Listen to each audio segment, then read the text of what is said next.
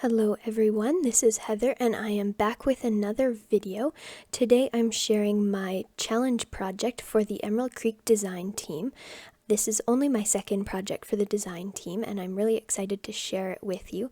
The theme for this project is Canada Day, or you can interpret the challenge as a celebration or any other sort of patriotic thing. If you go over to the blog, which I'll link in the description below, it will give you much better instructions of what I'm talking about. But there is a chance to win a $25 gift card, which you should definitely check out because the Emerald Creek store is really awesome and I love that Kim is always adding new stuff and she's really great and the store is really great. So definitely check it out. I'll link the store below as well. So as you can see, I'm using my vintage sewing pattern tissue paper and I'm just using Mod Podge to sort of collage it onto this tiny jar that I have. And I decided partway through that I was gonna leave the top of the jar clear. So I hadn't originally planned that, but it turned out to look pretty cool in process, so I decided to just stop while I was ahead. And I really like the layering of this tissue. I wrinkle it up intentionally so that it gets a really nice kind of texture to it, and it picks up on all the other mediums that I add as well. This is something that I love doing in my art journal too. So here I'm using a wet baby wipe and I'm just removing some of the Mod Podge that I got on top of the jar because, as I said, I didn't originally plan to keep that part clear, so I wasn't being super careful with it.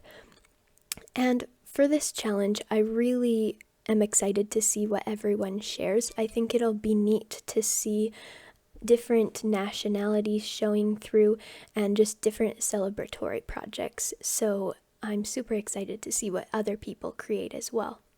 Here I'm using my distress crayon and I'm adding that to the layers here, just using my water brush to blend that out. These crayons are available in the Emerald Creek shop and you should totally check them out because if you haven't used these distress crayons before, they're so much fun to use. I got them in my design team project at the beginning of the month and I'm really loving them and I pretty much can't put them down, so I hope to get the other sets as well eventually. I used my finger to just blend out the second layer there, and now I'm going to take the Tarnish Brass Distress Stain from Tim Holtz and rub that sort of closer to the bottom area of the jar. I really like this stain as well, and it's available in the Emerald Creek store. She has different stain colors, all kinds of different ones, so check those out. And I'm just giving that a little burst of heat with my heat tool to make sure everything's dry, and then I'm going to take my Versamark ink pad and just ink up the whole bottom of that jar. I just wanted sort of the dipped look, and I'm going to use this Champagne Color Classic powder, and it's a really nice gold powder. It's nice and fine and picks up on some good detail, and so I really like this dipped look. It's pretty trendy right now for all sorts of different products, and I thought it would be cool to try it on a jar. So it really does look like I just pretty much dipped it in gold, molten gold or something. So I like how that turned out. I'm taking the same Champagne Color powder and I'm using one of the Emerald Creek charms. This one is the metal key, and I'm dipping it into my Versamark ink pad and then dipping it straight into the tub of embossing powder, and then I'm heating it with my heat tool. This is a similar technique as to what I did on my last project, so you should definitely check that out too, which, as I said, is linked below.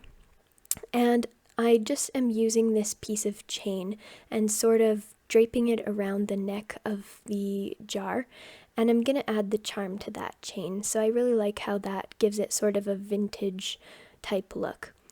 The hole for the charm had powder sort of holding it, or it filled the hole closed anyway for the charm, so I just used the clasp to poke through that. It was still warm, so it wasn't a challenge. And these leaves I cut using a old Cuttlebug die, and I thought it was very appropriate for Canada Day as they are maple leaves. So I'm just adding some texture to them by using my distress crayon and watering it and blending it in with my water brush. And these are some gold paper clips that I'm using. I'm just straightening them out to sort of make the stems for my bouquet of leaves. And I didn't have any wire that was gold or that was thick enough to hold these up, so I just decided to go for paper clips. So it's just a more creative way of using a supply, I suppose. And I'm using glossy accents to adhere these to each of the wires, but I got a bit impatient, so I just ended up throwing some washi tape on top of that too. Just give it a little bit of extra adhesive to hold that together. And the bouquet that I'm creating, I didn't really have a clear idea of where I was going with this. I knew that I wanted to use some sequins and such and sort of suspend them, but I didn't have a clear idea of how I was going to do that. So you'll see through my process, I just sort of play with the things and figure out what I want to do.